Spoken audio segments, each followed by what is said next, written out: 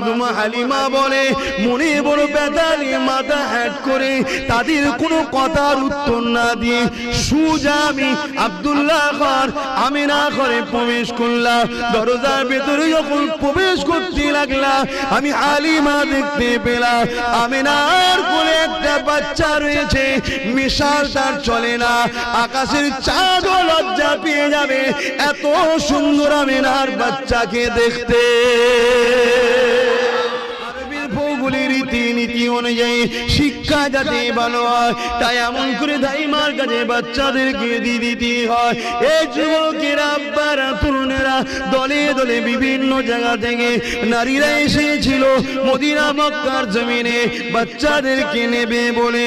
আমার রাসূলুল্লাহ বাবা নবী বলে আমার নবীকে কোনো মহিলা নিল না, কেননা তারা জানে এতিম বাচ্চাকে নিলে বেশি টাকা পাবো না। এই যে এতিমকে অবহেলা করা এটা আজ থেকে নয়, যুগে যুগে চলে আসছে। আর আমার নবীকে তারা নিল না। একটা একটা বাড়ি থেকে বাচ্চা দিওকে নিয়ে যে যার মতো মহিলারা চলে যেতে লাগলো।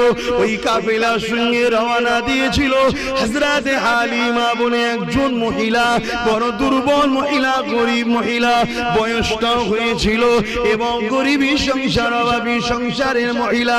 তাই তিনি তিনার যে উটনিটাকে নিয়ে আসছিল ওই উটনিটা গরিবের উটনি বলে ভালো খেতে পারেনি, তাই দ্রুত হাঁটতে পারেনি, আস্তে আস্তে পিছনে চলে গিয়েছিল।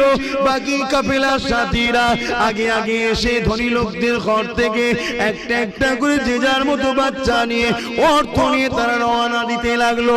যখন মক্কা দিয়ে বেরিয়ে যাবে হযরত হালিমার সঙ্গে দেখা হয়ে যায়। হালিমাকে বলতে লেগেছে হালিমা রে, আর তুমি এমন করে হযরত হালিমা দুদুমা হালিমাকে বলে আর তুমি মক্কাতে যেও না, কেন মক্কার সব বাচ্চা দিওকে আমরা নিয়ে চলে এসেছি। হ্যাঁ একটা বাচ্চা আছে আব্দুল্লাহর ঘরে, যে আব্দুল্লাহ নাকি দুনিয়ায় নাই, এতিম বাচ্চা। ওই বাচ্চাকে তুমি নিলে সে এতিম, সে খরচ তার মা দিতে ঠিক মতো পারবে না। এমনি তুমি গরিব, আবার ওই বাচ্চাটাকে নিলে তোমার নিজেরই খাওয়া ঠিকভাবে হয় না, বাচ্চাটা যত্ন করতে পারবে না। আম্মা দুদুমা হালিমা বলে মনে বড় ব্যথা নিয়ে মাথা হ্যাট করে তাদের কোনো কথার উত্তর না দিয়ে সোজা আমি আব্দুল্লাহ ঘর আমিনা ঘরে প্রবেশ করলাম।